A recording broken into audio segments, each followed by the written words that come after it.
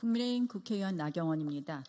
존경하는 국민 여러분, 그리고 언론인 여러분, 민주당의 헌법재판소 압박 회유, 정치재판 겁박이 도를 넘고 있습니다. 게다가 더 충격적인 것은 이재명 민주당 당대표의 공개 협박입니다. 최상목 대행에게 마은혁 임명 안 하면 직무유기 현행범 체포하겠다. 몸조심하라는 충격적인 망발을 했습니다. 민주파출소가 대대행의 체포권이라도 있습니까? 안 그래도 그동안 이재명 대표 주변의 사람들이 수사와 관련돼서 하나 둘씩 비극적인 결말을 맞은 것이 다시금 생각나면서 간담이 서늘해지기도 합니다. 이렇게 대놓고 신변 위협 협박을 한다면 신변 보호 경호 인력이 필요한 것은 이재명 대표가 아니라 최상목 권한대행이어야 하지 않을까 싶습니다. 민주당의 정략 줄탄핵, 의회 독재에 의한 국정 마비가 장기화되며 민생과 국익에 큰 지장을 초래하고 있습니다. 이런 상황에서 헌법재판소가 또 쟁점이 매우 간단한 한덕수 대통령 권한대행 총리에 대한 탄핵 심판 선고도 계속 지연하고 있습니다.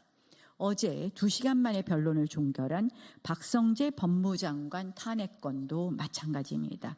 그러는 동안 국정수장들의 정략 탄핵 직무정지에 민주당의 국가안보, 수사, 민생, 주요 사업 예산 삭감까지 겹쳐 할 일을 제대로 못하는 상황입니다. 한마디로 적법 절차가 아니라 불법 절차가 판을 치는, 법치가 아니라 정치 재판의 흑역사를 헌정사에 기록할 위기가 되었습니다.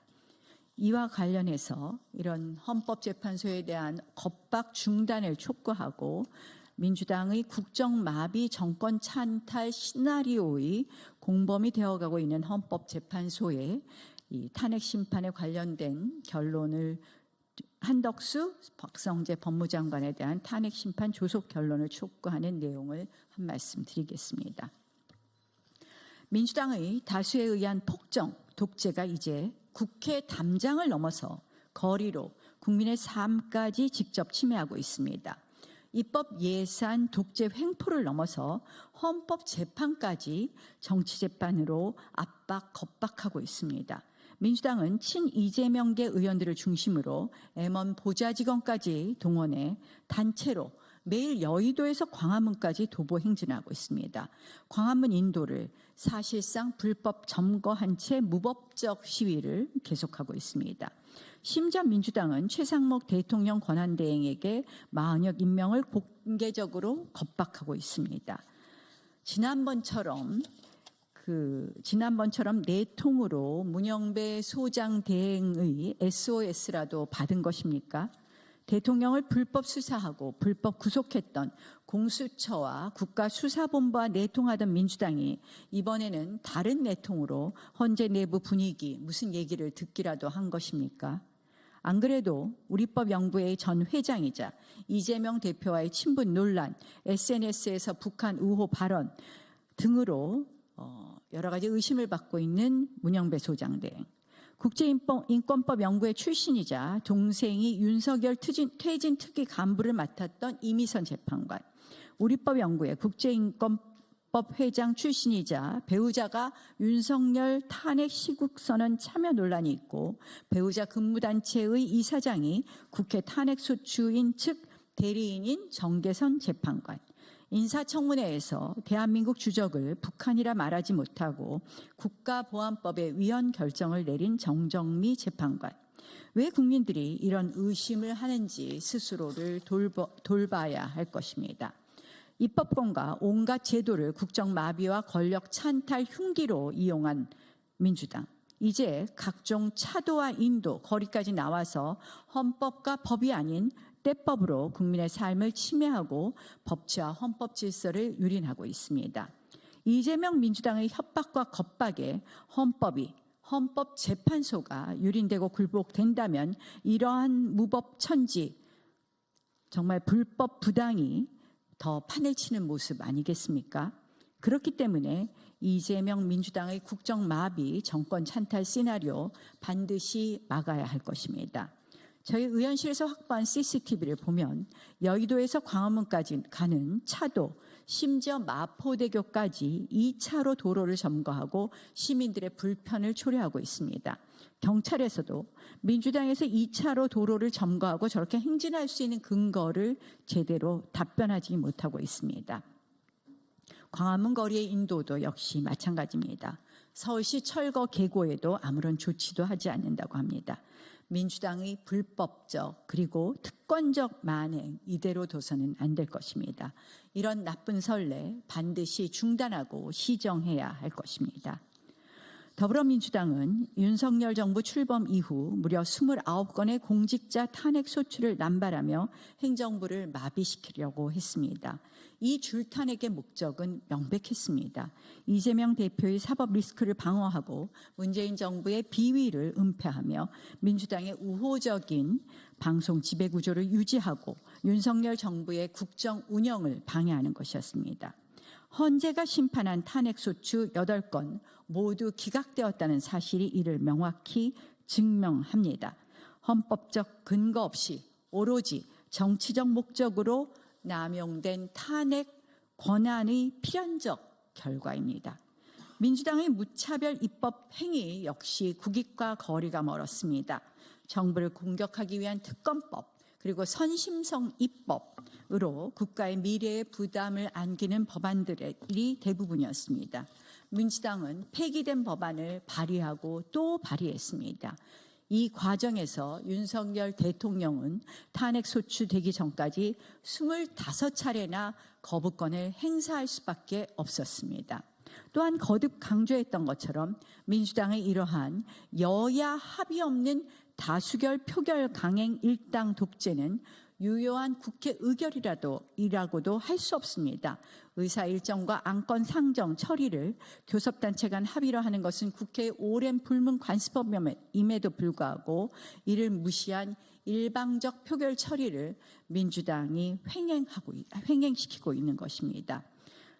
거듭 말씀드리지만 각 상임위와 소위 단계에서 이견이 있는데도 표결로 강행한 사례는 18대 국회는 44건, 19대 10건, 20대 7건, 그리고 21대 민주당이 다수당을 차지한 21대 국회에서 64건으로 늘어나더니 22대 국회에서는 불과 9개월 만에 117건으로 급증했습니다. 이 추세라면 22대 국회 4년 임기 동안 624건 이상을 합의 없이 거대 야당 단독 처리가 예상됩니다.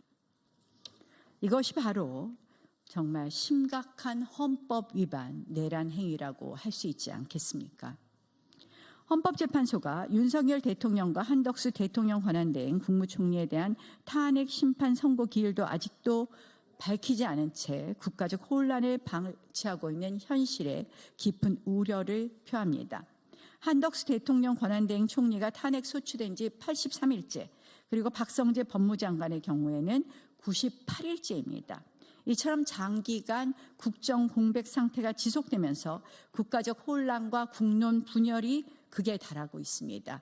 또한 대한민국 국익도 심대하게 훼손되고 있습니다.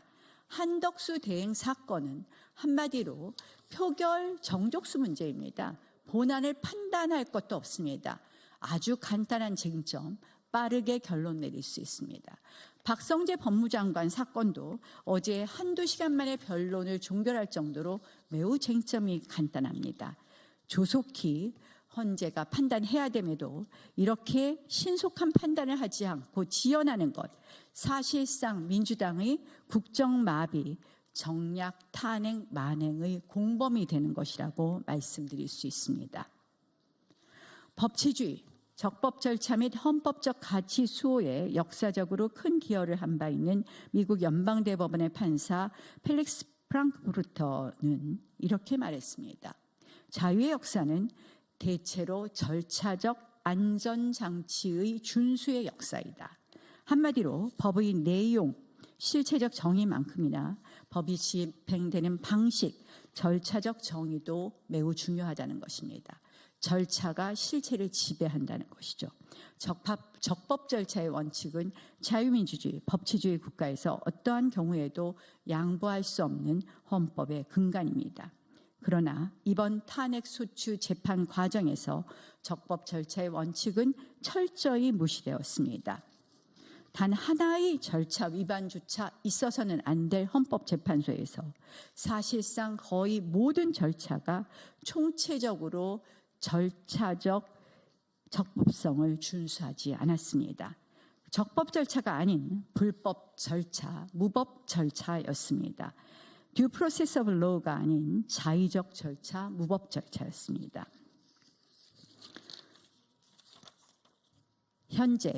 헌재가 보이는 이러한 선택적 지연 또한 편향적 정치세법에 따른 편향성의 표출이 아닌가 국민들은 의심하고 있습니다. 헌법재판소를 신뢰하지 않는다는 국민이 절반에 이른다는 여론조사는 헌법 수호의 최후의 보루가 흔들리고 있음을 경고하고 있습니다. 이미 기울어진 탄핵 재판이라는 의심을 받는 헌법재판소.